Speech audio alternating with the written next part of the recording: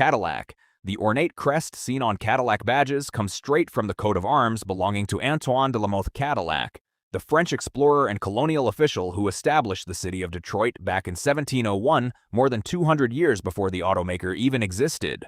The crest historically featured elements like the merlet, a stylized bird missing feet, and a beak, commonly used in French heraldry to represent younger sons who wouldn't directly inherit family estates. For much of its history, the badge also included a laurel wreath surrounding the crest, a classic symbol of honor and accomplishment borrowed straight from ancient Rome. In 2014, Cadillac dramatically simplified the emblem, removing the wreath entirely and flattening most of the ornate heraldic elements into a sleeker, more contemporary shield. Longtime fans were divided over the change, with some feeling the brand had discarded over 100 years of aristocratic French heritage in favor of a plainer, more minimal appearance.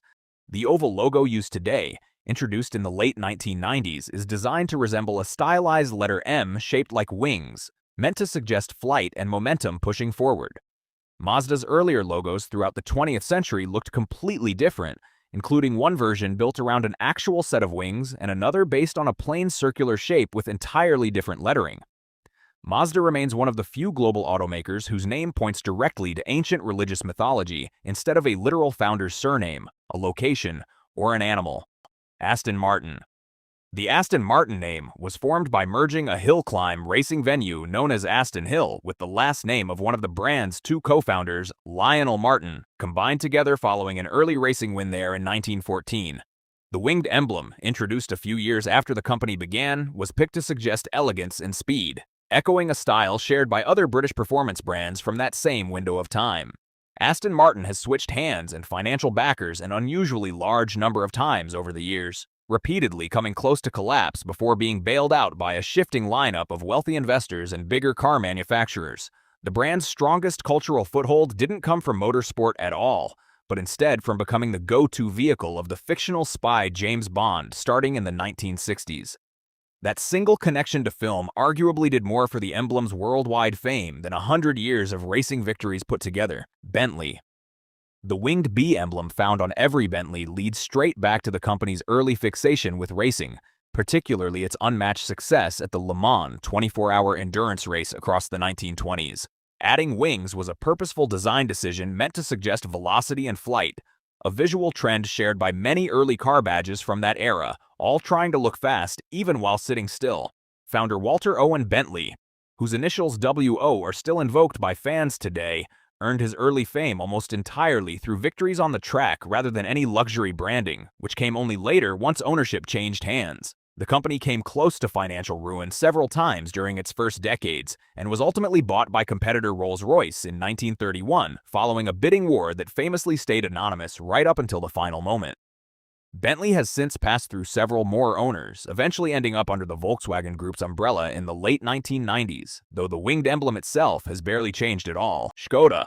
The winged arrow symbol, now belonging to Škoda, actually existed before the automaker itself, first created in the 1920s for a completely unrelated company before eventually being picked up by the Czech car manufacturer.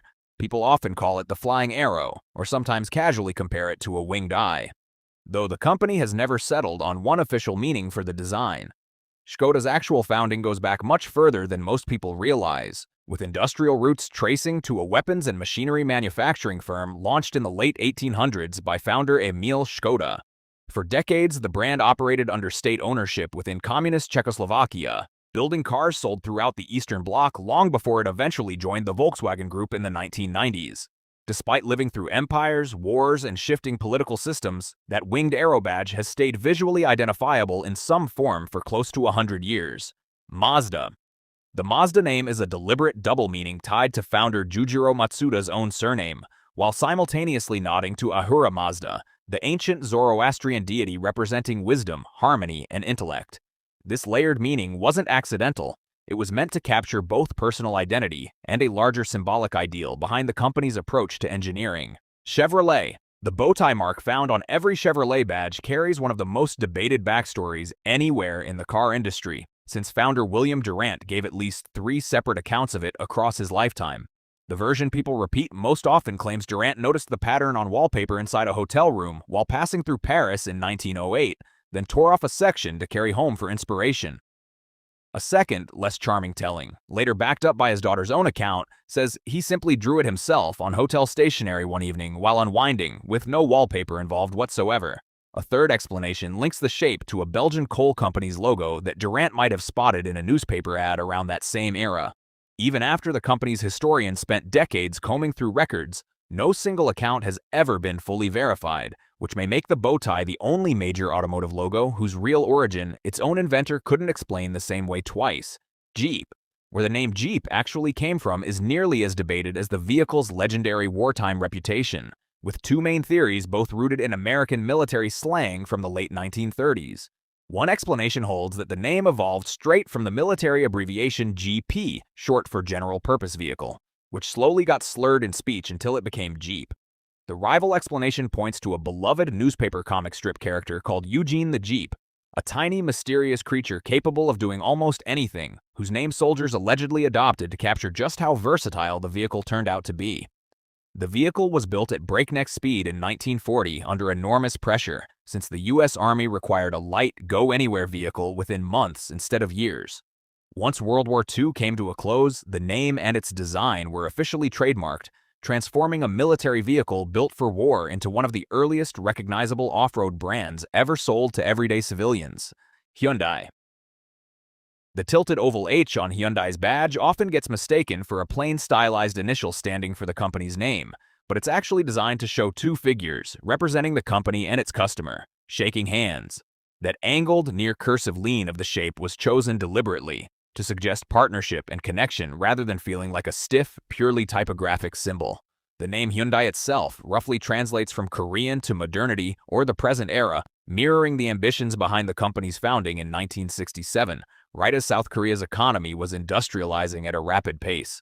Hyundai's growth into a global player happened unusually fast for the industry, moving from a fairly obscure regional builder into one of the largest car manufacturers on the planet within just a handful of decades. That handshake symbolism has surfaced directly within Hyundai's own advertising more than once, helping reinforce the meaning for viewers who might otherwise just see a simple letter H.